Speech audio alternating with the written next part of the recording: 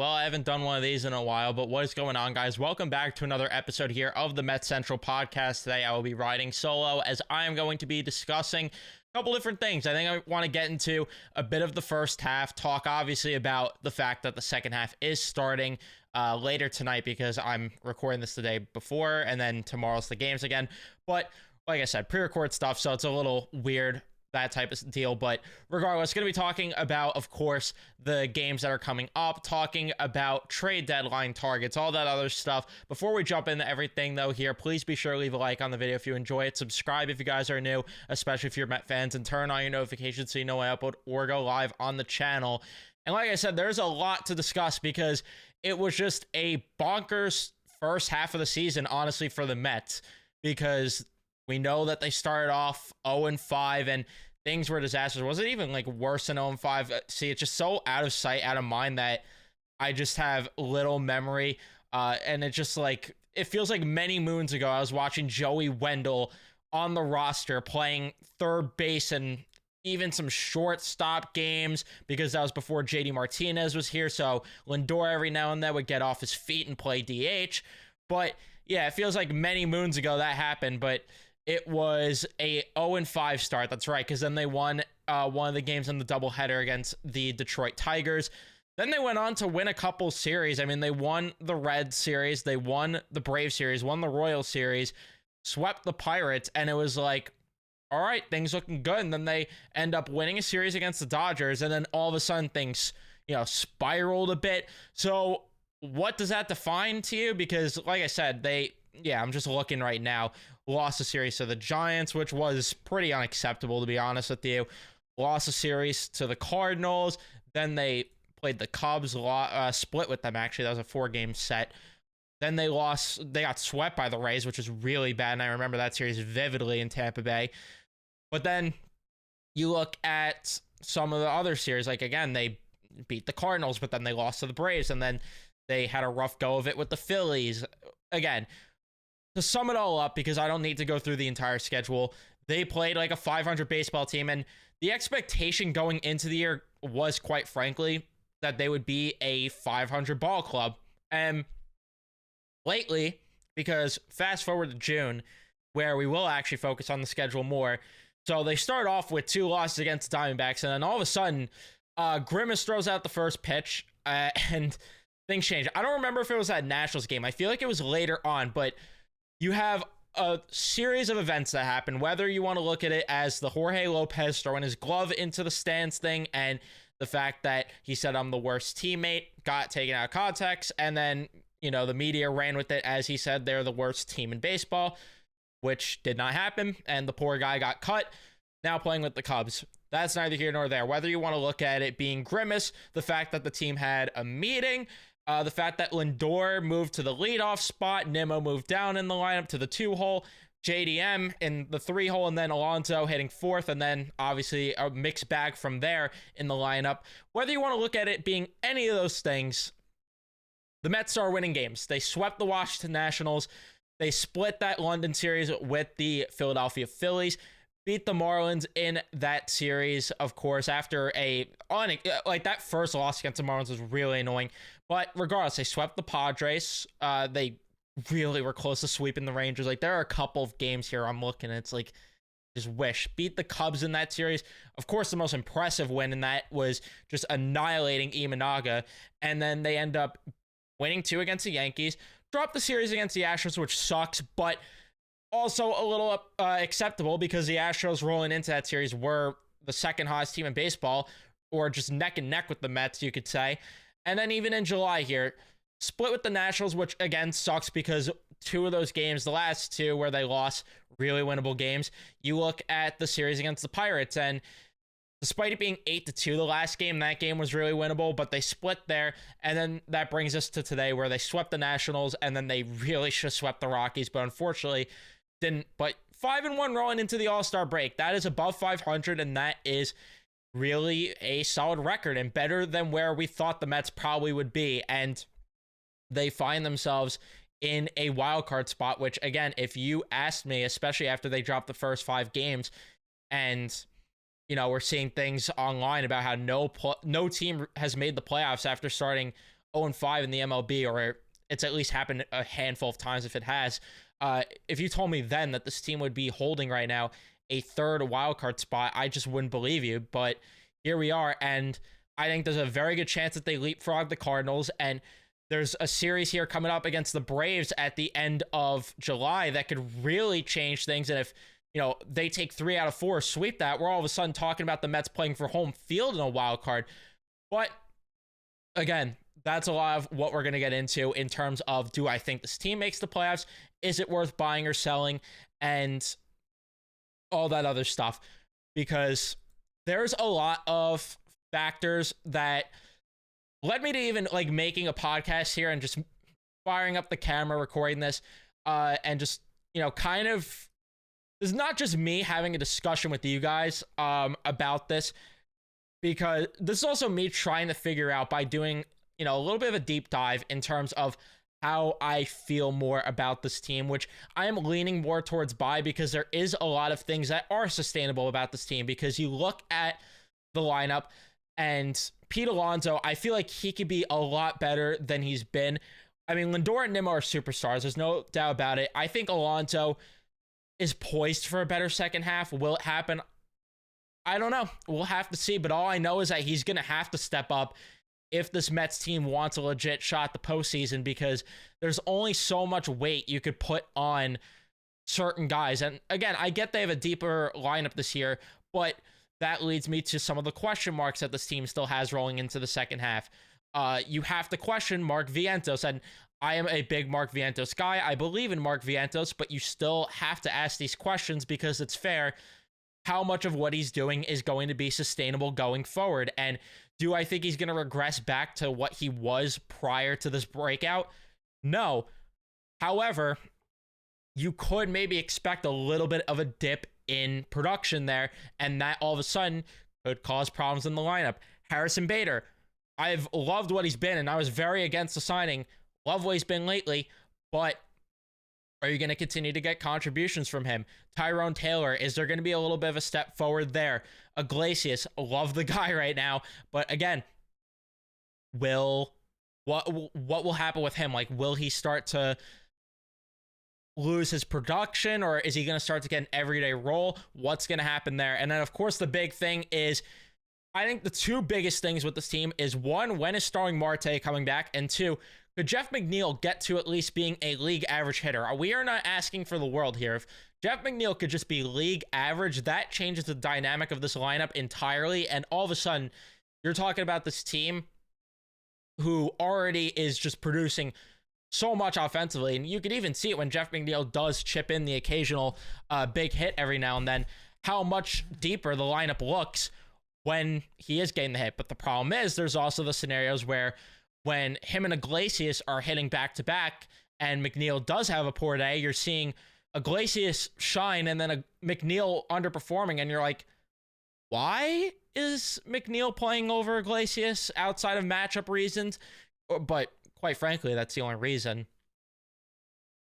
Like I said, though, Starling Marte, another question mark there, which I'm not hanging my hat on him returning, and I think the Mets front office, quite frankly, has to operate in that mindset of, okay, realistically, there are, 60-something games left or so?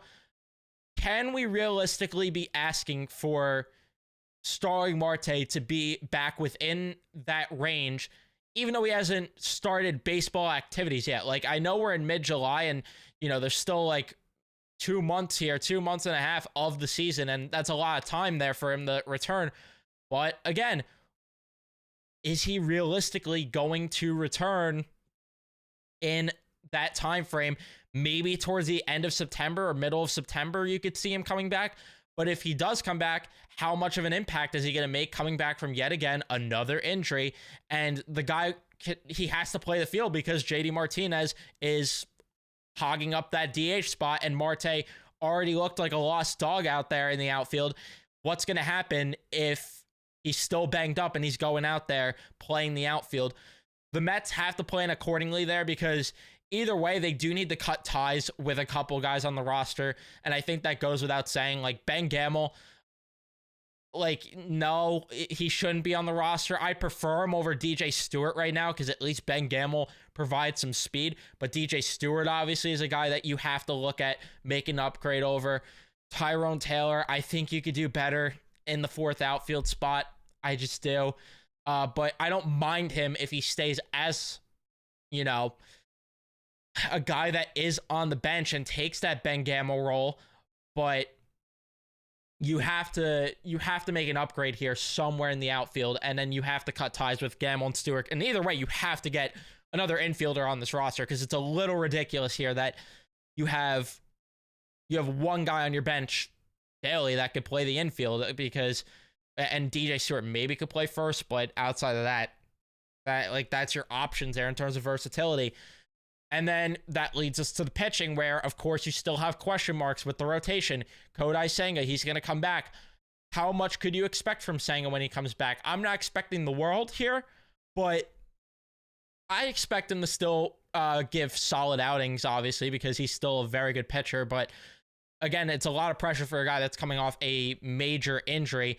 And then the rest of the rotation, what's Christian Scott's inning limit going to look like? Is there a move to the bullpen there with him because you want to limit his innings? And what better way to do that than to let him be in the bullpen where he could come out of the bullpen, give his all, and maybe that could change things. And then that upgrades as well another area that's weak on the roster. But then that poses the question, where do you have enough in the rotation if you are, because right now I imagine they want to go with the 6-man rotation though of Senga when he comes back, Quintana, Severino, Manaea, Scott, Peterson. The problem I have is that how much stress are you putting on your bullpen then at that point? Because realistically right now, your bullpen, you have Edwin Diaz, who has just been shaky. I'm hoping that he could start to rebound. I think he's another guy like Alonso that I feel like is going to be poised to have a big second half. And that's another piece where they need him to step up. And again, it's just such a blow. I can't stress enough, and I could complain about it just for the rest of the season. It doesn't matter, but I'm going to complain about it anyway. Brooks Raley being out really stings for this bullpen because I would just kill to have Brooks Raley back there, especially when you have Ottavino, who you look down the depth chart. Ottavino, you can't trust him. Jake Diekman, you can't trust him. Phil Maton, things still up in the air with them. Nunez kind of being the fireman back there. But then that leads to some of your other arms where you still have Danny Young, who's a guy that's been optioned. They picked up Alex Young. I don't think there's a relation there, but they picked up Alex Young. So we'll see what happens there. Another lefty. I think he was a ground ball pitcher, if I'm not mistaken. So we'll see what happens there. Again, not a sexy pickup, but it's a pickup. But then you have two guys that usually eat multiple innings, and Nunez does sometimes, but mostly Jose Budo and Adrian Hauser. So you're putting yourself in a spot where you have a 6-man rotation. You have two guys that are going to need longer rest back there from their workloads in Budo and Hauser. And then all of a sudden you have Danny Young, Jake Diekman, Adam Ottavino, who you can't trust, Diaz, who's shaky, Maton, and then Nunez is the only guy you could trust that's going to be available maybe more often than not. There's got to be a change there. And that's also where I don't love the 6-man rotation, but again, that's a thing where you have to just look from within to fill the bullpen out. Reed Garrett's going to come back. I think that will be a huge boost to the rotation, the bullpen. John Reed Foley, when he comes back, will be help. Fujinami maybe, Bryce Montestoyoka. They have options from within. I do think they should look external for at least one option there. But as long as they're not overpaying, because my biggest thing, and I voiced it on Twitter, and I voiced it when I made that reliever trade target video, I'm not a fan of the idea of giving up all these assets to get a premium relief pitcher when we see guys every now and then that end up getting traded and they're either close to being ran to the ground or they already are, and then they come here and all of a sudden things are shaky. I.e., you could look a couple years ago with Michael Givens when they brought him over and he was just not the same pitcher at all as he was in Chicago. And then last year, of course, is the prime example with David Robertson, who got moved to the Marlins and then all of a sudden wasn't good. But you could also say there's examples of it working, like Aroldis Chapman a couple of years ago when he went to the Chicago Cubs, did solid there, fetched the Yankees a good return, won a ring, went back to the Yankees. But again, there's examples both ways, and to me, I would rather them just buy low. And I love David Robertson, would love for a guy like that. And I would love for Kirby Yates or whatever other big name it is. But at the same time, do you want to pay a premium, especially in a year where you weren't intending on trying to win a World Series anyway? And if it happens, I mean, hey, great. But I want them to also keep in mind, this is where I love that we have David Stearns here, because I trust him with all my heart with whatever he does, to find that balance in maintaining the philosophy of we want to do this thing right. We want to have a sustainable winner. If we win games and if we make the playoffs and go on a deep run, hey, great. Like that's awesome. But I don't want them to entirely just abandon the course that they were going on just to sacrifice winning this season, when realistically, does it make sense to give up your number 20 prospect or whatever to go get David Robertson? No. Sorry, but no. It just, in a year where the Mets are all in, like if this was a year where they were all in, I would be 1,000% on board with the idea of giving up the kitchen sink for a relief pitch. Well, not necessarily the kitchen sink, but like premium assets just in general for a relief pitcher. But in a season like this, I'm not on board with that. And again, it's just, I like this team a lot, and I do think that there is a chance that they do go on a deep run. But do you want to like I said, do you want to abandon the course here on a season where, maybe you make a deep run and maybe you make a World Series, but is it likely? I don't know. I really do not know. But all I know is that there's got to be a change somewhere in the pitching staff. I think Jose Quintana is a guy that the Mets should still absolutely explore moving. I'm hoping that Severino and Manaea are still around, because I think those two, you could still get valuable work out of them, especially Severino, who, if the playoffs were to start, I would imagine he is the guy that gets the second start in a playoff game. And then behind him, I would probably lean to Christian Scott, which I know I talked about moving him into the bullpen, but it's the guy that I would want. And I like Manaea, but to me, I view him more as a 4-star, which again poses the question, where do the Mets, where do the Mets go in terms of the starting pitching? Because they do want to have the 6-man rotation, but you don't trust Tyler McGill. And it poses the question where, does Budo go back to the rotation and then, they rely from within on the bullpen? Do they trade for more relievers and then Budo moves back? Which, do you want to move Budo because he's quickly becoming a very reliable arm back there? I've seen the conversation too about Brandon Sproat potentially getting a call up and potentially being an option out of the bullpen. I'll say right now, I'm on board with it. I really am, because you get a guy back there that, and I hate to put pressure on the kid this early, but you get a guy back there that throws just absolute heat.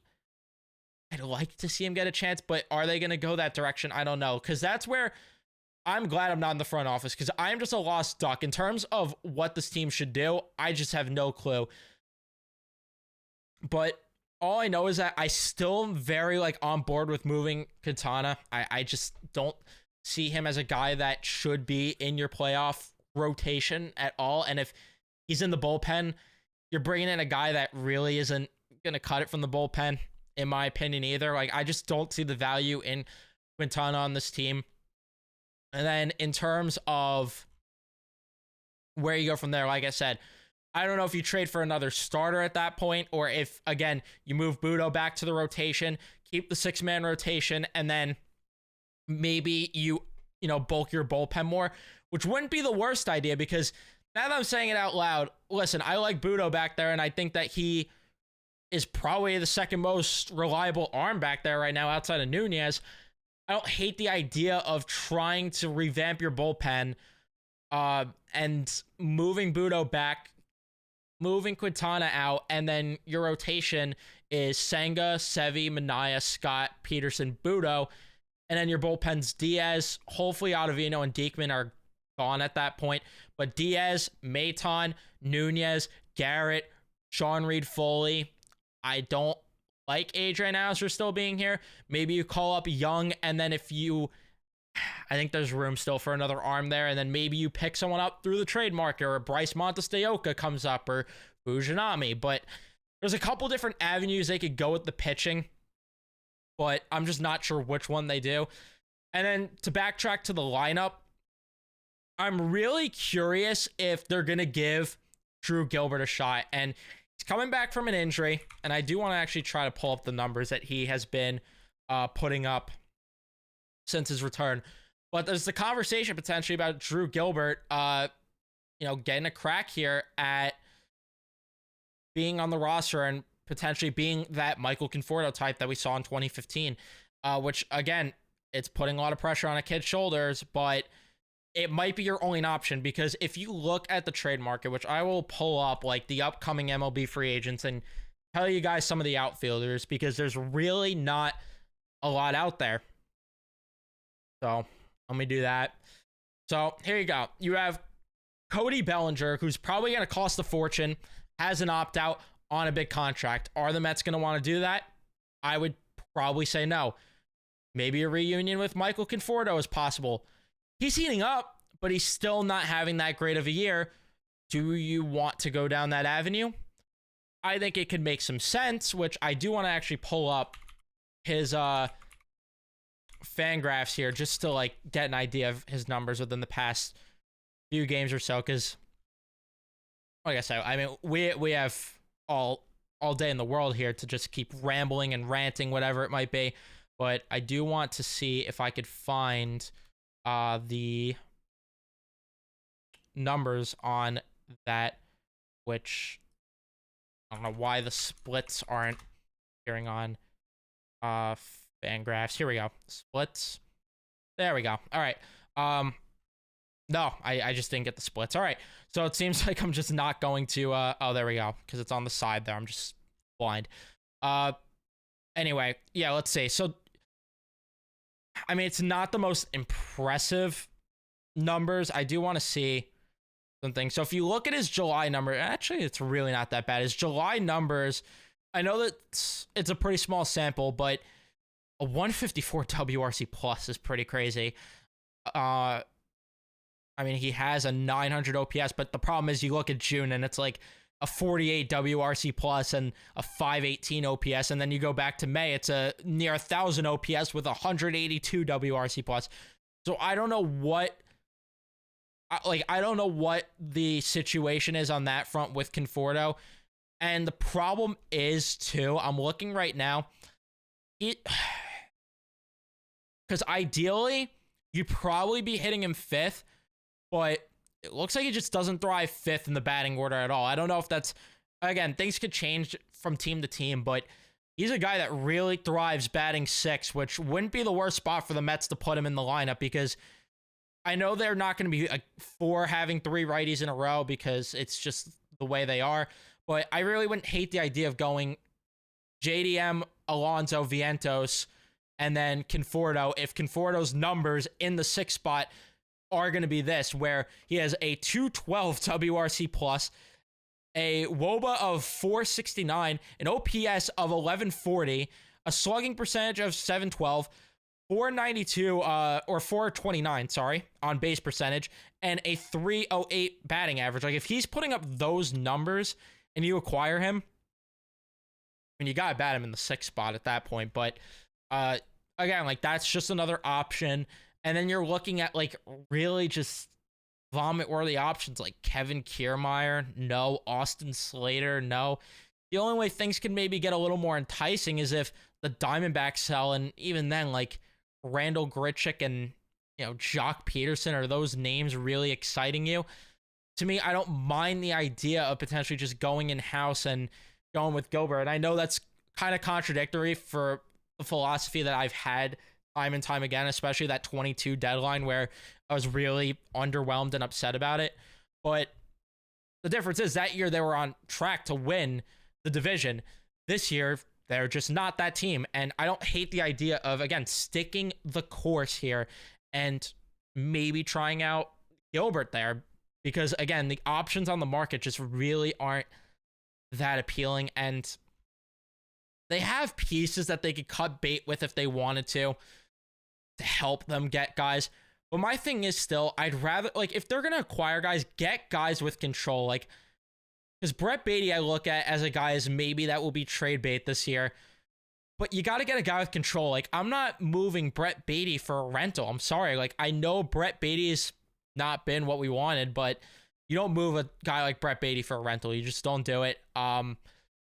Unless you're in a, like, all-in, this is the year, win now mode. Like, that's the only time. But that's just, again, not where the Mets are. So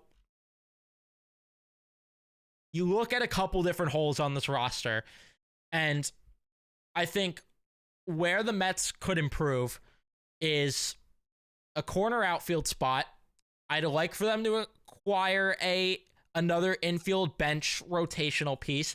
If they're not going to play Iglesias full time, I'd love for them to just get a second baseman. And a guy that really has intrigued me, that really no one's talking about, honestly, and it kind of surprised me, considering the Rays, it looks like, are going to have a fire sale, is Brandon Lau. Like, I really wouldn't hate the idea of going in that direction. A guy that is coming back from a bit of an injury, I believe. Yeah, so there's that concern with him. But he's been pretty solid coming back from the injury. Like, in July, had a 186 WRC plus. June, 141. WOBA in July, 428. In June, 363. You look at OPS, near 1,000 in July, just under 1,000, and then 848 in June. You look at slugging percentage, 515 in June, 595 in July. In June, on base percentage, 333. July, 404. Average, 258. June, 333 in July. I don't hate the idea of, again, depending what he costs, but I don't hate the idea of bringing in Brandon Lau. You know, you need a left-handed bat. Get a guy that is pretty solid in terms of the bat. I do want to see, like, some of his defensive metrics and stuff on Savant. Just see his page. Kind of like a middling defender, but again, like the year prior, he was, like, very good in terms of OAA. But I don't hate the idea of potentially bringing in a guy like that, and it is a guy that does have I could be mistaken, but I'm pretty sure he did have playoff experience there with Tampa Bay. So again, really not a bad idea if they do want to go that direction. I think he won't cost that much because, like I said, the Rays, it looks like, are finally going to sell. I mean, if they're willing to trade Yandy Diaz potentially and Isaac Paredes, Brandon Lau shouldn't be out of the question for a guy that should be on the table come the trade deadline. So maybe you could look at an upgrade there. And then in terms of the final upgrades, again, I think you got to add a pitcher to, whether it's to your bullpen, whether it's to your starting staff. Who those guys are, I don't know. But all I know is that this team is on a pretty good track to make the postseason. And I think it was Jolly Olive that had the number. I want to get it exactly, but I saw it on Twitter that the Mets, I think it was 37-30. That's all they have to do to be 10 games above 500 by the end of the year. And that's very doable. That is very doable. And again, it just sucks that they couldn't win some of those earlier games in the season. But if you're in a spot, it was 37-30 the rest of the way to finish 10 games over 500. I think even if you go less than that, you're in a spot where you're going to make the playoffs, because ever since they had the last wild card spot, it's kind of been like, if you're just 2 above 500, you'll make it. If you finish 10 above, I mean, you're probably looking at them maybe even being, the top wild card team, which would be pretty nice. But again, actually maybe not because of the Braves, but still, 37-30 is very doable. So I do think this team makes the postseason. I really do, because I think there are guys that, despite them having question marks, are going to end up filling those voids. Like, again, I think we're going to see a better second half from guys like Alonso and Diaz. And come the deadline, they will upgrade where they need. The problem is, though, and this is where it gets to all the way back to the beginning of the conversation here of we have to look at the games ahead here. And if the Mets are dropping games to teams like the Marlins, to the Yankees who have been struggling, and then most importantly, the nail in the coffin would be the Braves. If they drop a couple games to the Braves, like they lose 3 out of 4 of the Braves, then that changes the entire mood and that changes the entire direction of things. And that ends up saying, yeah, you know what, this team's got to sell. But counter that, team like the Marlins probably should beat. The Yankees have been struggling. Like, you should at least split there. And the Braves could really be a up in the air type series. But these next 2.5 weeks, 1.5 weeks, I cannot think right now at all. Next 1 to 2 weeks, I should just say, are going to really dictate the decision for this front office. I think that goes without saying, but also just the fan base in general in terms of how we feel and if we are on board with this team potentially being buyers or not. And I can tell you right now, if they end up rolling into that Atlanta series really hot, I'm going to be at some games because that's going to be an exciting series. You get a 4-game series there. If the Mets could take, just imagine they take 3 out of 4, even better, 4 out of 4 against the Braves. That would do miracles on me. But again, we'll see what happens. And to wrap things up, yeah, I think they end up making the playoffs. And on top of that, I do think that they are going to be, I think they're going to be conservative buyers at the deadline like they should. Like that's what I think. And I think they make the playoffs. And if you're going to ask me today where I think they finish in terms of both record and wildcard spot, gun to my head, what am I saying? I'm going to go with a prediction that they are I'm going to say they end up being the second wildcard team. I think that's a safe pick. And I'm going to say they finish with, I'll go with my prediction from before the season. I think I said they'll be an 87-win team. So I'll ride with that prediction. I'll say they finish with 87 wins and are the second wildcard team. Will that be enough to be the second wildcard team? Quite frankly, I don't know, but I think it should. I mean, I really think so. I mean, the Cardinals, I don't know how much longer they could be treading this water. I mean, they have a run differential of minus 38. Like, they are really not that great of a team. I think they get leapfrogged, honestly, by the Diamondbacks at some point, or maybe even the Padres.